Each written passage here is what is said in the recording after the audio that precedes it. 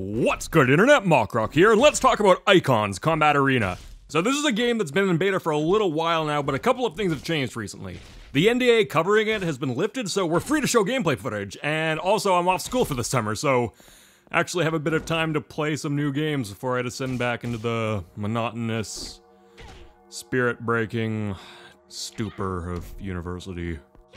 K.O. Let's get into it!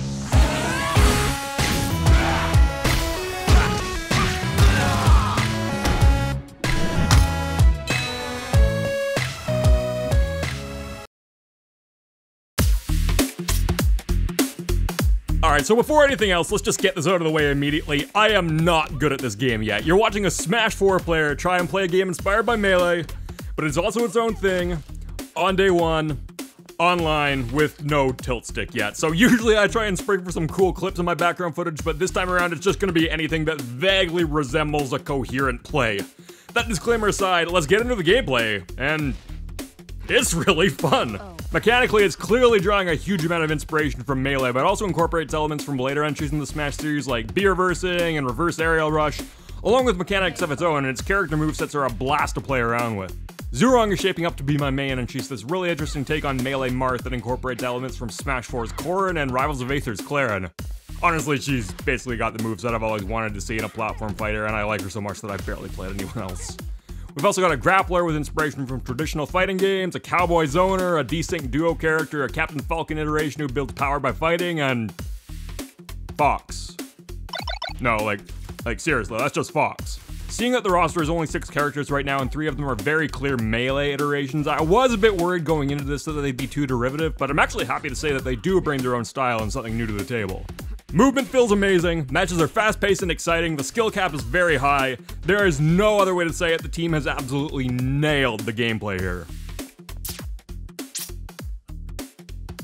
Before I say anything else, I've got to stress that this is a closed beta, and Wave Dash Games is regularly making improvements to the production values. It's not finished, at all. That being said, there are still some problems here. The game's visuals aren't stunning, but I honestly don't think they're anywhere near as bad as some people have said, and the aim of this style is to make it playable on very low-powered computers. Frankly, League of Legends made a similar decision and it worked out pretty damn well for them, so I'm on board with the style. And that's not even getting into the particle effects, which are seriously gorgeous and need major props. The animations are a different story, and a lot of them just straight up don't look right. Again, the dev team is aware of this and are currently working on upgrades, but it would still have been a lot better to begin from a high point rather than starting with some of these with promises of improvements later. A similar thing can be said for the sounds, and again, these are being worked on, but right now a lot of them are a bit off. So while I actually like this game quite a bit, I'm not gonna cut it slack. Its presentation has gotten better over time, but does still need to be improved, and we'll see what it looks like in a few months. I've got to say though, all that aside, I really do like the menus and loading screens. Those are pretty slick. So how's the online? Icons is going to be free to play on PC, which means the online experience is really the make or break factor here, and I'm happy to say that it's pretty damn good. K.O. With a good connection. So it seems like a predictive system, which is completely different than what you'd get when you play Smash 4 online, and this makes everything feel incredibly smooth and responsive when it's going well. When it's not, though, you get stuff like this, which is actually more disruptive than stuttering and slowdown.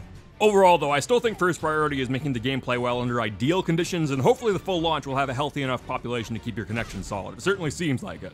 And if that's the case, then Icons has fantastic online, because when things are going well, it's basically indistinguishable from offline play. K.O. So overall, is Icons worth playing? Yeah, absolutely. I had a lot of fun getting my ass handed to me by more experienced players.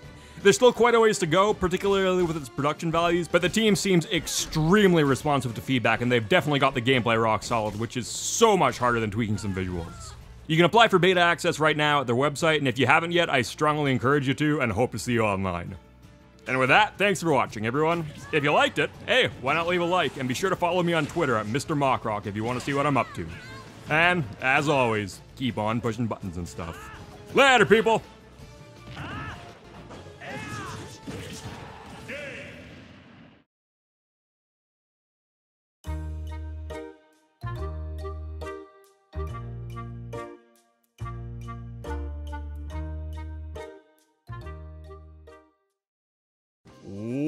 What's good, Internet? Mockrock here, and welcome to Mockrock Talks, the series where Mockrock talks, even if he's very sick and sounds weird.